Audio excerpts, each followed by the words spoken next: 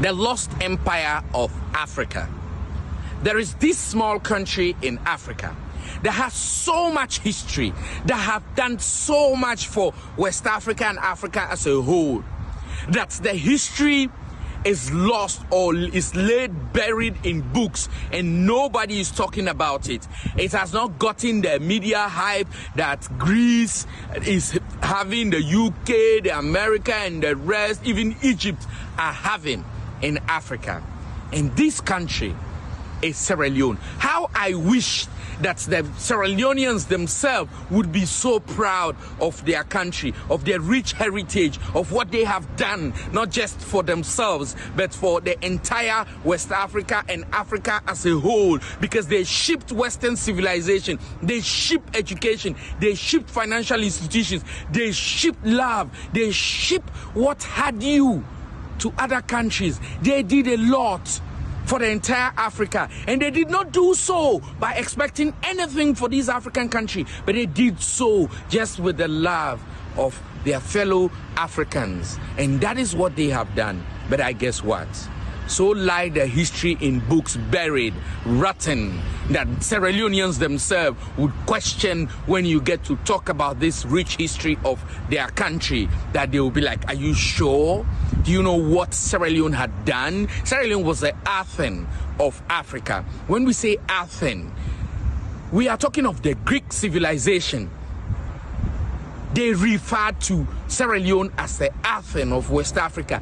This is the cradle, birthplace of civilization in Africa. Sierra Leoneans gave their all for the freedom of other African countries. I know when they talk about independence of Africa, most of you would be like, Ghana had its independence first and Ghana was fighting for the liberation of other African countries. Yes, Kwame Nkrumah did as much as he could, but before Kwame Nkrumah was people from Sierra Leone like the ITA Wallace Johnsons, like the Dove and the rest who left Sierra Leone at those early hours, came to Ghana. We are so radical.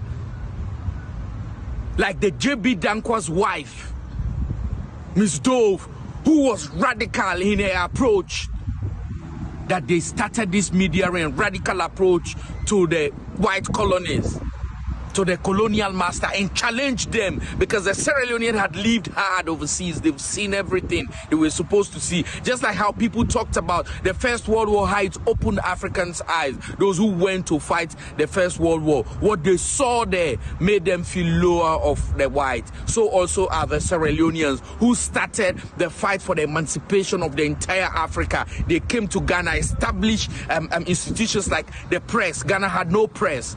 It took Mr. Dove to move from Sierra Leone to come to Ghana as a clerk to the colonial master to establish a press in Ghana. And that is a bat of press in Ghana. That is press history I'm giving you today. So Sierra Leoneans have done a lot, but nobody talks about it.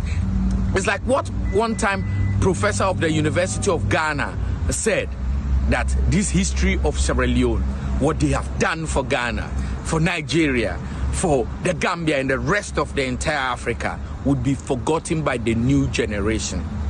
I'm telling you. Hardly do people know about Sierra Leone. But all I'm saying is, if you happen to be a Sierra Leonean, be proud of who you are. Say it out to them. I have done a lot. I was there for you. It is indeed true that today you may want to question Sierra Leone's stand when it comes to developed countries in Africa. But I want you to understand this. The white man understood who Sierra Leoneans are, that they had it within their blood, this fighting spirit for the entire Africa. So what they did, they trampled upon the new generation of Sierra Leoneans. They were able to mingle among them and grab one or two of them, and that I refer to as the politicians. And that is how come they brought in the war. You call it civil war? It had nothing to do with civil, because the fighters themselves were not Sierra Leoneans. Burkinabés and mercenary from other countries, just for the rich history, just for the resources, the diamonds, the gold of this country. And when I say they should be proud, and then came Ebola. Ebola ravished the country. So They have stood tall during the war, also through Ebola. They didn't ask for Western aid. They were barricaded by even their neighbors, not to talk of Western countries. They fought it themselves, just like they fought slavery single-handedly. So also they fought the Ebola, the Civil War, and the rest. And today they are who they are, Sierra Leoneans. As much as they may not be there economically, we ought to recognize this fact. Greece is no longer the super world power, but we all give them kudos for what they have done. So also is Egypt. We all give them kudos for their role they've played in life. So should we give to Sierra Leoneans.